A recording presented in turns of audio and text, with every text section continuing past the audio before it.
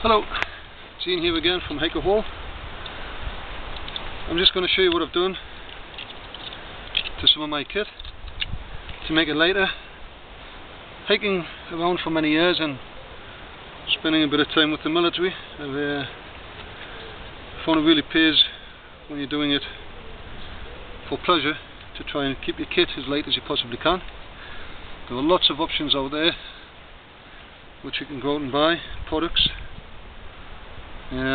Usually quite expensive, but this is the way I do it because I don't like using tents. I like to use a basher, I like to use a hammock, I like to get close to it but still stay comfortable. What I've done is, when you buy a hammock, hammocks usually come with this thick type of rope, and this rope was about, both ends must have had maybe 6 meters of it, and it was quite heavy and quite bulky. When I rolled the hammock up, it seemed to be quite bulky. So what I did was I cut it right down, so it's just the width of the hammock. The reason why I've done that is because I've opted for using this string. And if I was to put the string through the feed, it would put a lot more pressure on the material of the hammock, and that might damage the hammock. So I use just a piece of the thicker rope. And the reason why I've left it the width of the hammock is because I sometimes use a hammock on the floor and I have to open it out when I'm in places like Scotland and the midges or Murder.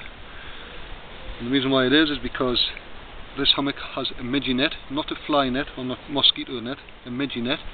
If you have a fly net or a mosquito net, the midges are small enough to crawl through the little holes, so it's a midgie net that you need, remember that.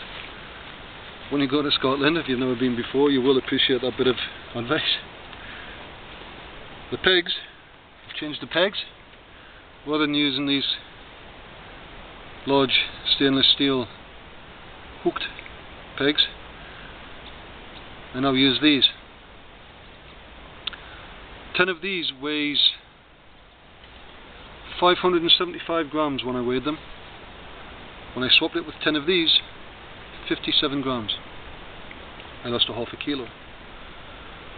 And it does make a difference, because the lighter you make your sleeping system, the more room you have for food, things like that, and maybe it's a first aid kit or a shelter, a survival shelter that is.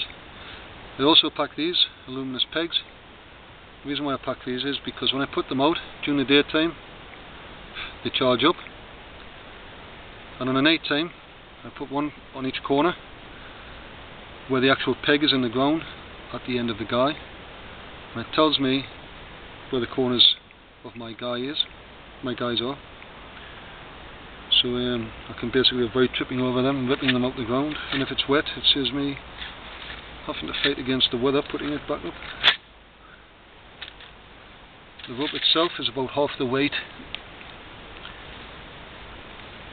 of the rope that I was given, that it came with, the basher, and that actually, the hammock, and that actually lost about a half a kilo on the weight of the hammock as well. For the guys, a lot of people use bungees. I did myself for many years. What I've done is I've opted for this, a 4mm, 3mm or 4mm elasticated cord, and I also bought the slides for the guys, which you usually get on tents. Now, if you have an old tent, you can just take them off there if it's ripped or anything. You don't have to go buying them. They only cost about £1 for 8 of them. On the end I have looped the end of the guy, and what I did there was I just used a normal stop knot, bent it over with a stop knot, pull it tight, and that's good enough. It's not going to have to slide anywhere. I put some yellow tape on there.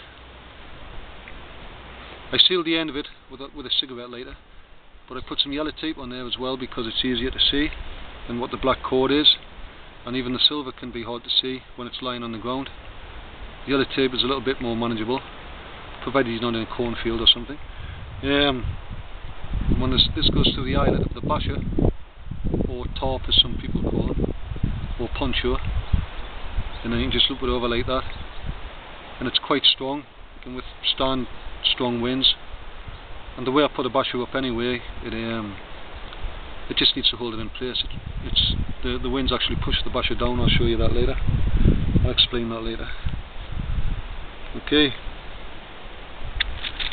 just by buying these items, I've actually made took my sleeping system from being just over 3 kilos, 3.25 kilos, 3.25 kilos, and it now weighs 2 kilos. That's without the sleeping bag, by the way. There will be a sleeping bag I'm going to buy, a lightweight sleeping bag, so that'll be about another kilo on top of that, so you'll be looking at 3 kilograms. That's not a bad weight, considering my usual pack will be about 10 to 15 kilograms. That's a comfortable weight for me. There are more expensive options out there.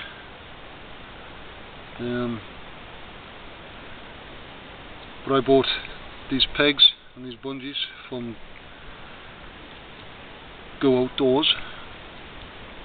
That's the name of the warehouse, camping warehouse. It's anyway, just to give you an idea of the things you can do. Now I'm going to show you some simple basher formations for sleeping in.